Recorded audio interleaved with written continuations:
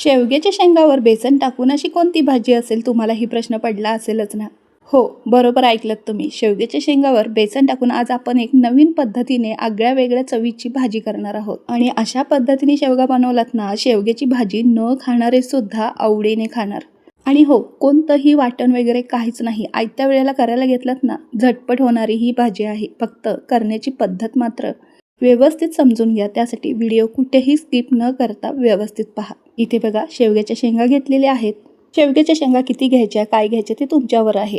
आजपर्यंत शेवग्याची शेंगाची भाजी केली असेल, डाळ शेवगा केला असेल, शेवग्याची आमटी केली असेल, पण या पद्धतीने तुम्ही कधीच बनवली नसेल अशी भाजी मी तुमच्यासाठी शेअर केली आहे.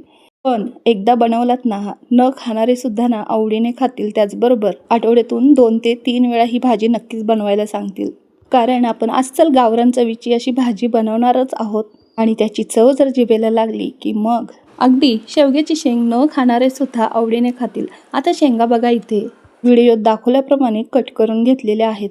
शेंगाचे वरचे नार काढून ना व्यवस्थित 2 इंचच्या तुकड्यावर मी कट करून घेतलेले आहेत. अशा पद्धतीने सगळ्या शेंगा मी घेत आहे. फक्त मी आमटीसाठी 2च शेंगा बाजूला काढून ठेवल्या. बाकी सगळ्या शेंगा या पद्धतीने अगदी 2 इंच तुकड्यामध्ये कट करून घेतलेल्या आहेत. हे पहा, हे अशा पद्धतीने शेंगा तुम्ही तुमच्या आवडीप्रमाणे जास्त कमी कितीही घालू शकता बरं का. अगदी 2 जरी शेंगा असल्या ना घरामध्ये, तर 2 शेंगाची ही भाजी तुम्ही नक्कीच बनवून पहा. आता तुम्ही म्हणाल 2 शेंगा कोणाला पुरणार, तर त्याच चवीला आपण एक छान अशी चव देणार आहोत, ती म्हणजे बटाट्याची.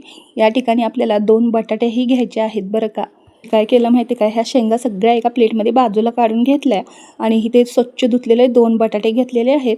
अगदी मोठ्या फोडी करून घ्यायच्या आहेत. या पद्धतीने बघा, तुम्हाला व्हिडिओ दाखवतं त्या पद्धतीने. इथे 2 बटाटे घेतलेले आहेत. 2 बटाट्याच्या मी अशा फोडी करून घेतलेल्या आहेत. एका बटाट्याच्या 4 फोडी करून घेतलेल्या आहेत, 4 ते 5. बटाट्याच्या मात्र आपल्याला लांब अशा फोडी करूनच घ्यायच्या आहेत. आता इथे 2 मी बटाटे घेतलेले आहेत. बटाटा मात्र तुम्ही तुमच्या आवडीप्रमाणे यामध्ये घालू शकता. हे पहा, इथे शेंगा मी एका प्लेटमध्ये स्वच्छ धुवून निथळून ठेवलेल्या आहेत. त्याचप्रमाणे बटाटाही आपण पाण्यामध्ये ठेवलेला आहे. आता इथे ना 2 मोठे चमचे बेसन मी चाळून घेतलेले आहेत. बेसनाच्या सगळ्या गुठळ्या वगैरे काढून घेतलेल्या आहेत. चाळल्यामुळे बेसन जास्त दिसत आहे. पोहे खायचा चमचा असतो ना, त्या चमच्याने 2 चमचे बेसन घ्यायचं आहे. त्याचबरोबर बेसन आपल्याला शेवग्याच्या शेंगामध्ये डायरेक्ट टाकायचं नाही. काय करायचं आहे ते पुढे दाखवणारच आहे. सुरुवातीला कढई गरम करून घेतली. कढईमध्ये सगळ्या शेंगा यामध्ये टाकल्या. शेंगा टाकल्या की आपल्याला 1 मिनिटभर शेंगा सुकेपर्यंत, म्हणजे शेंगावरचं जे पाणी आहे ते जाईपर्यंत, पूर्ण कोरडे होईपर्यंत परतवून घ्यायचं आहे. आणि मग शेंगा पूर्ण कोरड्या झाल्यानंतरच आपल्याला यामध्ये तेल टाकायचं आहे. नाहीतर पाणी आणि तेल मिक्स होऊन तेल उडू शकतं वर. एक अर्धा मिनिट शेंगा व्यवस्थित आपण परतून घेतलेल्या आहेत. मगच यामध्ये आपल्याला 2 पळी तेल घालायचं आहे. ते पण एक अर्धा मिनिट शेंगा आपल्याला व्यवस्थित कोरड्या करून परतवून घेतल्यानंतरच तेल घालायचं. आणि ह्या कोरड्या करण्याच्या प्रोसेसमध्ये ही शेंगा छान भाजल्या जातात. बघा, त्याचा रंगही बदलला आहे आणि संपूर्ण शेंगा आपल्या कोरड्या झालेल्या आहेत. आणि याच वेळेला आपल्याला इथे 2 पळी तेल घालायचं आहे. तर इथे मी 2 पळी तेल घातलेलं आहे. आणि तेल घातल्यानंतर 1 मिनिटभर शेंगा परत एकदा व्यवस्थित परतवून घेत आहे. आणि इतर वेळेला आपण शेंगा जशा उकडून वगैरे घेतो ना, तसं काहीच करायचं नाही. फक्त ह्या प्रोसेसमध्ये ना शेंगा आपल्या अगदी 2 मिनिटाच्या ह्या वाफेनेच ना आपल्या शेंगा छान 80% भाजल्या जातात. म्हणजे पूर्णपणे आतूनही व्यवस्थित त्या शिजल्या जातात. तर तेल टाकल्यानंतर एखादं मिनिट भाजून घेतलं व्यवस्थित, लगेचच आपल्याला ह्या शेंगाच्या चवीचं मीठ घालायचं आहे. म्हणजेच अर्धा चमचा मीठ आणि अर्धा चमचा हळद घालून ही परत एकदा व्यवस्थित वाफवून घेणार आहे. त्याचप्रमाणे यामध्ये हळद, मीठ टाकलेलं आहे आणि हे सगळं मिक्स करून घेतलं. शेंगाला हळद, मीठ व्यवस्थित लागल्यानंतर मंद आचेवर झाकण ठेवून एक वाफ काढून घेतलेली आहे. आणि या वाफेतच शेंगा आपल्या शिजल्या जातात. आणि अशा हळदी मिठातल्या शेंगाही खायला खूप छान लागतात बरं का. तर मंडळी, तुम्ही इथंपर्यंत व्हिडिओ पाहत आलाच असाल. इथपर्यंत रेसिपी तुम्हाला कळालीच असेल. रेसिपी कशी वाटते, त्याचबरोबर रेसिपी तुम्ही कोणत्या गावातून किंवा कोणत्या शहरातून पाहत आहात ते मला नक्की कळवाच. त्याचबरोबर जर तुम्ही रेसिपी पहिल्यांदाच पाहत असाल तर अजूनही सबस्क्राईब केलं नसेल तर तेही करून घ्या. अशाच नवीन नवीन रेसिपी तुमच्यापर्यंत येत राहतील. सो शेवग्याच्या शेंगाला छान असे वाफ दिल्यानंतर लगेचच आपण जो बटाटा कट करून ठेवला आहे ना, तो यामध्ये टाकायचा आहे पाणी निथळून. बटाटाही शेंगासोबत आपल्याला व्यवस्थित परतवून घ्यायचा आहे. आणि परत एकदा झाकण ठेवून एक अर्धा मिनिटाची वाफ द्यायची. या प्रोसेसमध्ये बटाटा आणि शेवग्याची शेंग आपली शिजली तर जातेच, त्याचबरोबर त्याच्या आतपर्यंत मीठ आणि हळद मस्त मुरली जाते आणि ह्याची चव भाजीमध्ये अप्रतिम लागते बरं का. ठेवलेलं झाकण काढलं आणि त्याच्यानंतर ना हे सगळं व्यवस्थित मिक्स करून घेतलं आणि या क्षणाला आपल्याला यामध्ये बेसन टाकायचं आहे. तर तुम्हाला या ठिकाणी बेसन घालायचं नसेल तर पुढे फोडणीमध्ये कधी घालायचं ते मी सांगणार आहे. पण मी याच ठिकाणी बेसन घातलं आणि छान असं 1 मिनिटभर परतवून घेतलं. अशा पद्धतीने आधीच बेसन टाकलं की बेसन भाजलंही जातं छान आणि त्याचबरोबर शेंगा आणि बटाट्यामध्ये छान असं मिक्स होतं. तुमच्या घरी जर लहान मुलं असतील तर तुम्ही अशाच शेंगा काढून त्यांना खायला देऊ शकता बरं का. एवढी छान चव लागते ह्याची. फक्त त्याआधी एक झाकण ठेवून मंद आचेवर वाफ काढून घ्यायचे. आता झाकण ठेवलंय तोपर्यंत आपल्याला इथे 1-2 मोठ्या आकाराचे कांदे घ्यायचे आहेत ते बारीक चिरून. त्याचबरोबर इथे टोमॅटोही 2 मोठ्या आकाराचे बारीक चिरून घेतलेले आहेत आणि 7 ते 8 लसणाच्या पाकळ्या. तर मध्येच लाईट गेली होती त्यामुळे गॅस बंद करून मी झाकण ठेवून असंच ठेवलं होतं. आणि हे बघा लाईट आल्यावर मी परत पुढची प्रोसेस करत आहे. खूप अंधार पडतोय आणि त्यात पावसाचं वातावरण, त्यामध्ये आज सोमवार असल्यामुळे लाईट बऱ्याच वेळेला ये जा करत होती. त्याचबरोबर कितीही प्रयत्न केला तर बॅकग्राऊंडला पावसाचा आवाज येतोय, त्यामुळे तुम्ही समजून घ्यालच. असो, आता शेवग्याच्या शेंगा आणि बटाटा काढून घेतला एका प्लेटमध्ये आणि आपण ना त्याच कढईमध्ये तेल टाकलं. तेल टाकल्यानंतर तेल तापल्यानंतर यामध्ये जिरं टाकलं. जिरं छान फुलल्यानंतर 7 ते 8 लसणाच्या पाकळ्या ठेचून यामध्ये टाकलेल्या आहेत. तर त्याही परतवून घेत असतानाच यामध्ये मी कांदा टाकला. 2 मोठ्या आकाराचे कांदे बारीक चिरलेले यात सगळे टाकलेले आहेत आणि तेही आपल्याला 1 मिनिटभर छान असा कलर बदलेपर्यंत परतवून घ्यायचा आहे. कांदा व्यवस्थित परतून झाल्यानंतरच आपल्याला यामध्ये टोमॅटो टाकायचा आहे. कोणतंही वाटण वगैरे काहीच घालायची गरज नाही. फक्त मी दाखवलेली ही पद्धत तुम्ही व्यवस्थित समजून याच पद्धतीने रेसिपी फॉलो करा. आगळ्या वेगळ्या चवीची एकदम गावरान पद्धतीने भाजी तयार होणार आहे आपली. कांदा व्यवस्थित परतवून घेतला. लगेचच टोमॅटो टाकला. टोमॅटोही छान 1 मिनिटभर मंद आचेवर परतवून घेतला तेल सुटेपर्यंत. टोमॅटो मी बारीक चिरून घेतलेला आहे. तुम्ही किसणीने किसूनही घेऊ शकता. टोमॅटो कांद्याचीच ही ग्रेव्ही ना आपल्या भाजीला खूप छान चव देते बरं का. आणि त्याचबरोबर बेसन घातलं आहे ना, त्या बेसनाने छान भाजीला दाटसरपणा येतो. त्याचबरोबर एक आगळी वेगळी चव येते भाजीला. आणि त्या चवीसाठी आपल्याला खास इथे 2 मसाले घालायचे आहेत. ते म्हणजे इथे सुरुवातीला आपण अर्धा चमचा हळद, अर्धा चमचा मीठ घालून घेतलं. त्यानंतर व्हिडिओमध्ये दाखवल्याप्रमाणे 1 मोठा चमचा किचन किंग मसाला आणि 1 चमचा कस्तुरी मेथी घालून आपल्याला हे सगळं मिश्रण व्यवस्थित परतवून घ्यायचं आहे. किचन किंग मसाला आणि कस्तुरी मेथी मात्र आवर्जून यामध्ये घाला. ह्या भाजीला खूप छान चव येते. आणि हो, मगाशी बोलल्याप्रमाणे बेसन जर त्यावेळेला तुम्हाला घालायचं नसेल तर तुम्ही इथे फोडणीमध्ये घालू शकता. या ठिकाणी फक्त बेसन व्यवस्थित भाजलं गेलं पाहिजे 1 मिनिटभर. 2 चमचे इथं बेसन घातलं आणि व्यवस्थित भाजून घेतलं तरीही भाजीला छान चव येते.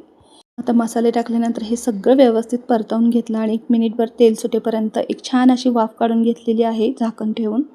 एका वाफेतच टोमॅटो ही छान विरघळला जातो, पूर्ण एकसंध होतो. हे बघा, या पद्धतीने तुम्ही लहान मुलांना खायलाही देऊ शकता. शेवग्याची शेंग बघा किती शिजली आहे, छान अशी मऊसूत झाली आहे.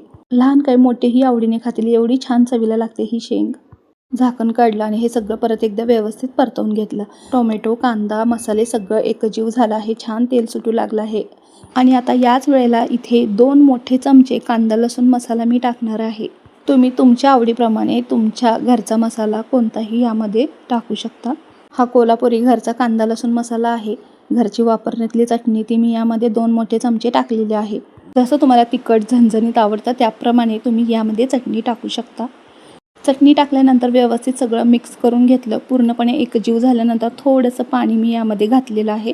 थोडंसं सुकं सुकं वाटत होतं म्हणून थोडं पाणी घातलं आणि हे परत एकदा सगळं व्यवस्थित मिक्स करून घेतलं.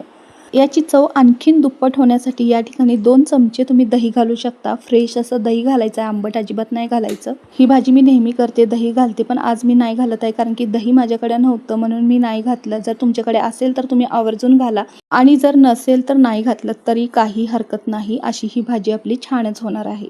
दही आवडत असेल तर घाला, पूर्णपणे ऑप्शनल आहे. पाणी घातल्यानंतर सगळं एकसंध झालं, मस्त तेल सुटू लागलं आहे. अशाच वेळेला ना आपल्याला हे सगळं आपण परतलेलं मिश्रण आहे ना शेवग्याच्या शेंगाचं आणि बटाट्याचं, ते यामध्ये घालायचं आहे. हे सगळं व्यवस्थित मिक्स करून घ्यायचं. तसंही आपली शेवग्याची शेंग शिजली आहे, बटाटा शिजला आहे. आपण 1 मिनिटभर फक्त हे सगळे मसाले त्यात मिक्स होईपर्यंत ना वाफ दिली की भाजी छान तयार होते बघा सुकी. फक्त 1 मिनिटभर झाकण ठेवून तेल सुटेपर्यंत एक छान वाफ दिली तर एकदम सुकी भाजी आपली तयार होते ड्राय. पण मला ही थपथपीत दाटसर अशी भाजी करायची आहे, त्यामुळे मी यामध्ये पाणी टाकणार आहे. सुरुवातीला थोडं पाणी टाकून घेतलं, सगळं व्यवस्थित मिक्स केलं आणि परत मगाशी आपण जी शेवग्याची शेंग परतून घेतली ती ठेवली होती त्या भांड्यामध्ये पाणी ओतून ते पाणी यामध्ये ओतलेलं आहे, कारण त्याला थोडाफार अर्क लागला होता शेवग्याच्या शेंगाचा, बटाट्याचा, बेसनाचा. तो मिक्स केला आणि यामध्ये पाणी ते ओतून टाकलेलं आहे. आता बघा हे सगळं व्यवस्थित मिक्स करायचं. परत एकदा झाकण ठेवून मंद आचेवर छान अशी भाजी शिजवून घ्यायची 1-10 मिनिट. मस्तपैकी एक उकळी आली की भाजी आपली छान शिजते. आणि ही भाजी आत्ता तुम्हाला पातळ वाटत असेल, पण थोडीफार थंड झाल्यानंतर परत ती बेसनमुळे दाटसर होते. त्यामुळे जास्तही आपल्याला पाणी आटवपर्यंत शिजवून घ्यायची नाही.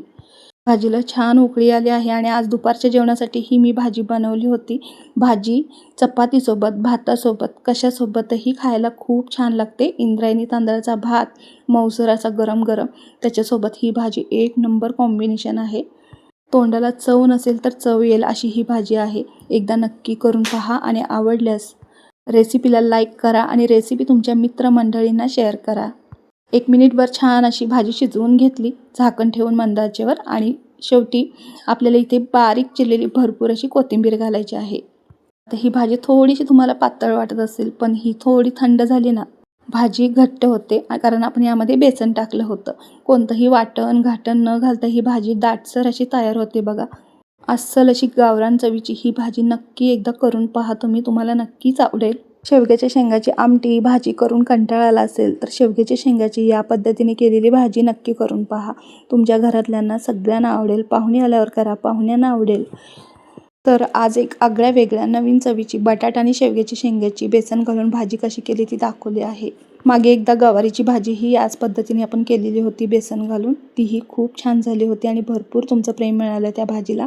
त्याचप्रमाणे या भाजीलाही भरपूर तुमचा प्रतिसाद आणि प्रेम भेटू दे. भाजी जेवढी थंड होईल तेवढ्या भाजीला छान रंगही येतो बरं का. हे बघा अशा पद्धतीने भाजी आवडल्यास भाजीला लाईक करा, सबस्क्राईब करा, रेसिपी तुमच्या मित्रमंडळींना शेअर करा. त्याचबरोबर अशा पद्धतीने केलेली भाजी आधी कधी पाहिले का, केले का तेही मला कमेंट करून सांगा. किंवा तुमची बनवण्याची कोणती पद्धत आहे तेही मला कमेंट करून सांगा बरं का. मलाही आवडेल. त्या पद्धतीने नक्कीच मी भाजी करण्याचा प्रयत्न करेन. जे मी घरी बनवते त्याच रेसिपी मी तुमच्यासाठी खास करून शेअर करत असते, अगदी घरच्या चवीच्या, घरच्या साहित्यामध्ये. आणि अशाच रोजच्या जेवणाच्या रेसिपीज जर तुम्हाला पाहायला आवडत असतील तर नक्की कमेंट करून सांगा. त्याचबरोबर #महालक्ष्मी किचन असं कमेंट करून नक्कीच सांगा. पुढची कोणती रेसिपी पाहायला आवडेल तेही सांगा. चला तर मग आतासाठी बाय. धन्यवाद.